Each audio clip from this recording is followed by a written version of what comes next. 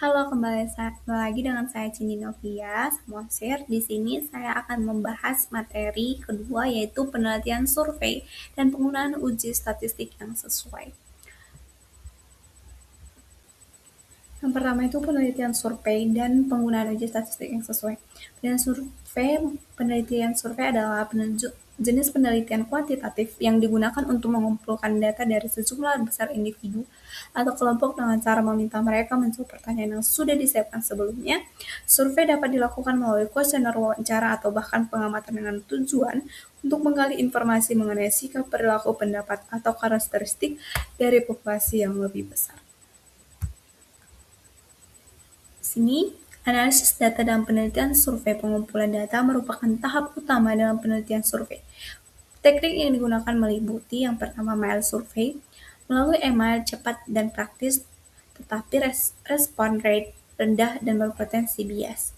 Yang kedua, wawancara pribadi atau telepon, kontak langsung dengan respon atau kontrol tinggi namun memakan waktu dan bisa rendah responnya.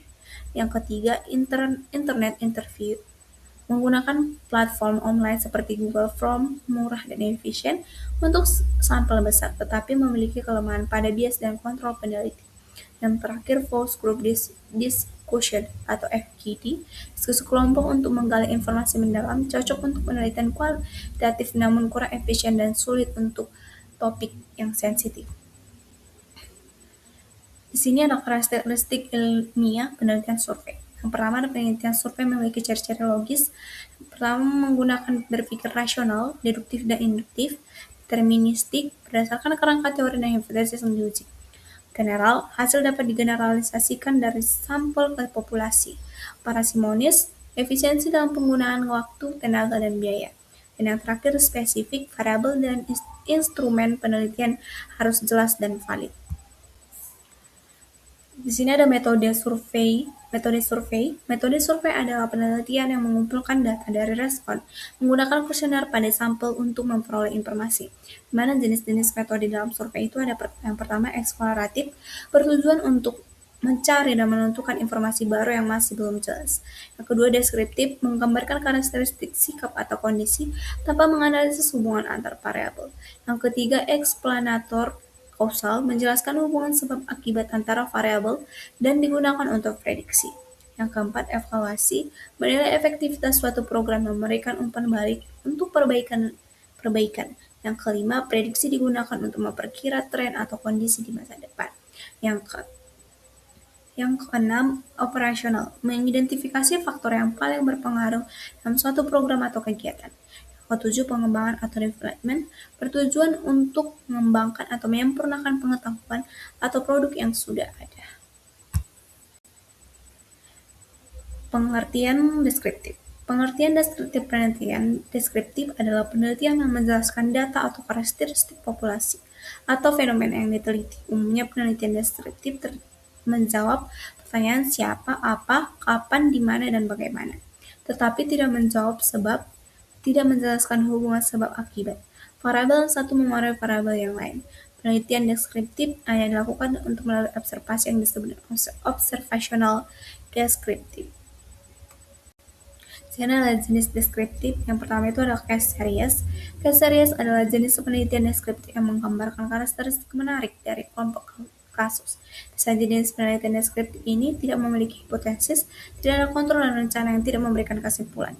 Kedua adalah studi evaluasi. Studi evaluasi adalah jenis penelitian deskriptif yang bertujuan untuk menilai suatu program yang sedang dilaksanakan untuk diperoleh dari studi evaluasi ini digunakan untuk memprediksi peningkatan kualitas suatu program yang telah dilakukan. Dan yang terakhir ada studi kasus. Studi kasus adalah penelitian yang dilakukan untuk meneliti masalah melalui kasus yang terdiri dari 21 kasus dan biasanya kasus yang luar biasa. D. Ada studi banding. Studi banding adalah penelitian yang dilakukan untuk membandingkan persamaan atau perbedaan sebagai fenomena untuk menentukan faktor atau situasi apa yang menyebabkan terjadinya peristiwa. Dan yang terakhir ada survei. Pengolahan data dalam penelitian deskriptif meliputi pengukuran tendensi sentral, kecenderungan sentral, atau kecenderungan untuk memusatkan atau mengelompokkan data. Sini ada juga dibahas analisis univariat dan analisis bivariat. Analisis univariat jika jumlah variabel yang dianalisis hanya satu macam, yang dimaksud dengan satu macam di sini bukan satu, tetapi yang dimaksud hanya satu jenis variabel. Tidak ada variabel terikat dan variabel bebas. Bisa jadi variabel yang dianalisis adalah 4, 5, 6, dan seterusnya. Tetapi peneliti memperlakukan semua variabel tersebut sama sebagai variabel terikat. Analisis univariat menggunakan metode statistik deskripsi menggambarkan parameter yang masing-masing variabel. Sini juga analisis bivariat. Analisis bivariat adalah hubungan antara dua variabel dapat digambarkan dalam bentuk tabel silang. Dalam membuat tabel silang ini, peneliti harus mengetahui bagaimana arah hubungan dalam hubungan bivariat tersebut.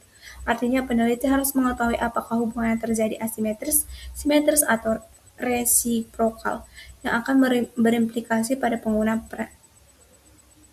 persentase, apakah persen baris, persen kolom, atau persen total. Baik, di sini ada soal latihan yang pertama. Seorang ahli gizi melakukan survei untuk mengetahui gambaran status gizi balita di suatu desa. Data yang dikumpulkan berupa kategori status gizi, kurus, normal, gemuk. Peneliti hanya ingin menampilkan distribusi frekuensi satu gizi tersebut. Analisis yang tepat adalah A. Chi-square, B. Uji tites, C. Analisis univariat, C. D. Uji regresi, E. Uji Mann-Whitney. Jawabannya C. Karena peneliti hanya bertujuan untuk menggambarkan satu variabel, yaitu status gizi, tanpa menghubungkan dengan variabel lain.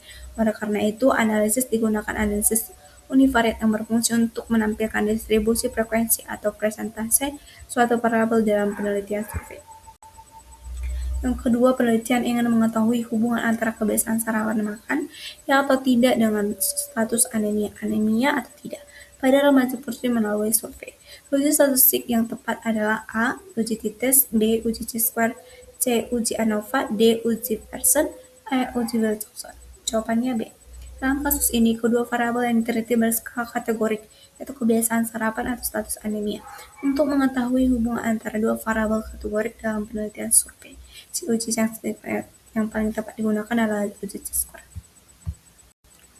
Dan soal yang terakhir, seorang peneliti survei ingin mengetahui hubungan antara asupan protein gram per hari dengan kadar hemoglobin pada remaja putri. Uji statistik yang tepat adalah A. Uji Chi-square, B. Uji tites, C. Uji Pearson, D. Uji Mann-Whitney, E. Uji Cruz-Wallis. Jawabannya adalah C. Pada penelitian ini, kedua variabel berupa data numerik, yaitu asupan protein dan kadar hemoglobin. Untuk mengetahui hubungan antara dua variabel numerik, dalam penelitian survei digunakan uji korelasi Pearson. Selanjutnya kita masuk ke materi yang kedua, yaitu analisis multivariat dan kualitatif. Analisis multivariat. Kata multivariat berasal dari kata-kata multi atau banyak dan variat atau variabel, sehingga dia diartikan sebagai variabel. Lebih dari dua variabel, jadi analisis multivariat adalah analisis terdapat banyak variabel bebas yang secara bersamaan atau simultan berhubungan dengan variabel terikat. Analisis multivariat merupakan pengembangan dari analisis univariat dan analisis bivariat. Teknik analisis multivariat. Syarat analisis multivariat yaitu memiliki lebih dari satu variabel, data umumnya skala interval dan rasio, tujuan penelitian jelas bukan hubungan, pengaruh, dan klasifikasi, sampel cukup besar, kurang lebih dari 10 dikurang 20 kali jumlah variabel, data representatif dan lengkap, tidak ada outlier ekstrem, dan asumsi atau uji statistik multivariatnya yaitu yang pertama normalitas multivariat, yang kedua hubungan linear, yang ketiga homogenitas varian dan covariance, tidak ada multikolinearitas, lebih R kurang dari 0,80 data independen, tidak ada autokorelasinya khusus time series, sampel memadai kurang lebih dari 10-20 kali jumlah variabel. Jenis analisis multivariat yang pertama, metode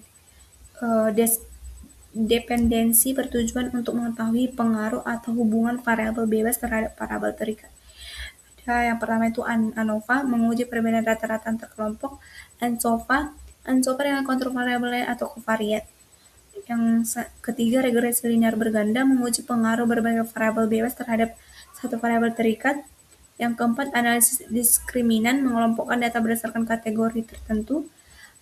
MANOVA, menguji perbedaan pada beberapa variabel terikat. Dan yang terakhir, korelasi kanonik, mengukur hubungan antara dua kelompok variabel. Yang kedua, metode interdependensi bertujuan untuk mengelompokkan atau mereduksi variabel tanpa membedakan variabel bebas dan terikat. Mana yang dijelaskan di sini adalah analisis faktornya, mereduksi banyak variabel menjadi beberapa faktor utama. Analisis clusternya, mengelompokkan objek menjadi kemiripan. Yang ketiga, multidimensional scaling atau MDS, memetakan tingkat kemiripan dalam bentuk visual. Dan yang ketiga, pemilihan analisis, karena dalam pemilihan analisis ini ada beberapa faktor yang perlu diperhatikan, yaitu tentukan jenis metode, dependensi atau interdependensi, tentukan jumlah variabel X dan Y-nya, perhatikan skala datanya numerik atau kategorik. Dan yang keempat, tujuan analisis multivariat, mana di sini mengukur hubungan antar variabel, menjelaskan hubungan, dan memprediksi hubungan. Selanjutnya, analisis kualitatif. Penelitian kualitatif merupakan persepsi yang mendalam pada fenomena yang diteliti dengan mengkaji fenomena dengan lebih detail pada kasus per kasus. Sifat massa yang diteliti bisa berbeda-beda.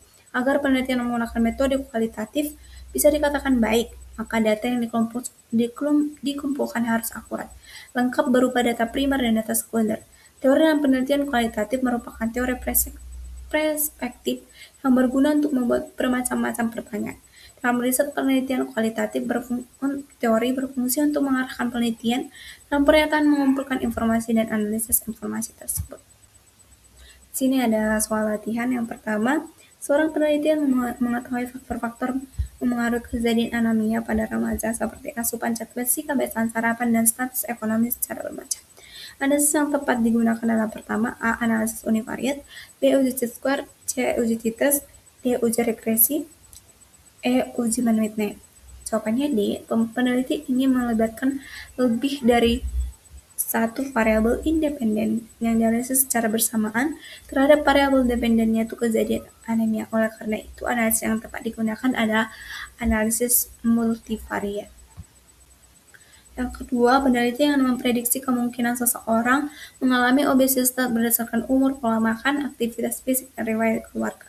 Analisis yang tepat adalah A. Uji Pearson, B. Uji T-square, C. Analisis regresi logistik, D. Analisis univariat, E. Uji Wilcoxon. Jawabannya adalah C, karena tujuan penelitian adalah memprediksi kejadian obesitas ya atau tidak berdasarkan beberapa variabel, maka digunakan analisis regresi logistik yang termasuk ke analisis multivariat. Dan soal yang terakhir adalah seorang peneliti melakukan wawancara mendalam kepada ibu balita untuk mengetahui persepsi mereka terhadap pemberian makanan pendamping ASI atau MPASI. Metode analisis yang tepat adalah A. Uji T-test, B. Uji regresi, C. Analisis tematik, D. Uji T-square, E. Uji ANOVA. Jawabannya adalah C. Peneliti ini menggunakan data berupa hasil wawancara yang bersifat naratif atau tes, sehingga termasuk dalam penelitian kualitatif. Analisis yang tepat adalah analisis tematik. Baik, sekian hasil pemaparan materi saya, analisis bivariat dan univariat, dan analisis multivariat dengan analisis kualitatif. Jika ada kesalahan dalam penyampaian materi, saya minta maaf. Terima kasih.